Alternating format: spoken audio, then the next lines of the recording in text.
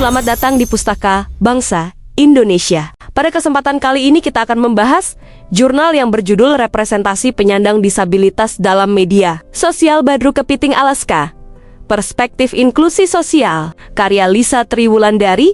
Artikel ini berangkat dari realitas bahwa penyandang disabilitas masih menghadapi ketidakadilan struktural, baik di ruang sosial maupun digital. Mengacu pada model sosial disabilitas yang dikemukakan oleh Mike Oliver, disabilitas tidak semata-mata dipahami sebagai persoalan medis, melainkan sebagai hasil dari konstruksi sosial yang tidak inklusif terhadap keragaman manusia. Dalam konteks digital, ketidakadilan tersebut muncul dalam bentuk ejekan, hinaan, dan cyberbullying yang memperkuat stigma serta eksklusi sosial. Kasus Badru Kepiting Alaska menjadi contoh nyata bagaimana penyandang disabilitas rentan menjadi objek kekerasan simbolik di media sosial. Secara teoretis, artikel ini menggunakan perspektif inklusi sosial dari Nancy Fraser yang menekankan 3 dimensi keadilan sosial, yaitu redistribution, recognition, dan representation. Ketiga aspek ini menjadi prasyarat terciptanya participatory parity, yakni kondisi di mana setiap individu dapat berpartisipasi secara setara dalam kehidupan sosial. Dalam kasus Badru, ketidakadilan terlihat dari tidak adanya pengakuan terhadap martabat individu, terbatasnya representasi suara penyandang disabilitas, serta ketimpangan posisi dalam wacana publik digital. Penelitian ini menggunakan pendekatan kualitatif dengan metode studi kasus untuk menggali secara mendalam fenomena sosial yang terjadi.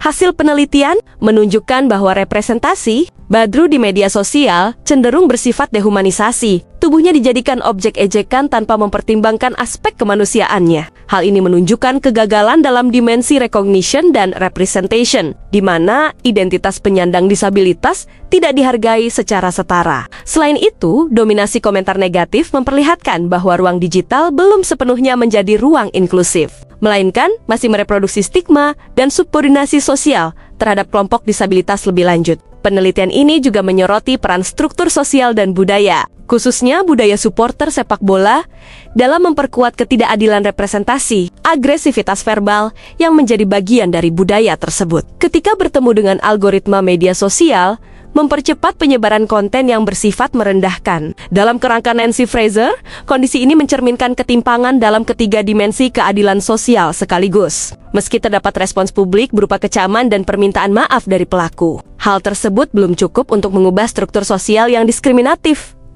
Kesimpulannya, kasus Badru Kepiting Alaska mencerminkan kegagalan inklusi sosial di era digital yang masih syarat dengan stigma terhadap penyandang disabilitas. Segera kirimkan naskah terbaik Anda dan bergabunglah bersama kami di Pustaka Bangsa Indonesia. Jangan lupa share ke teman-temanmu.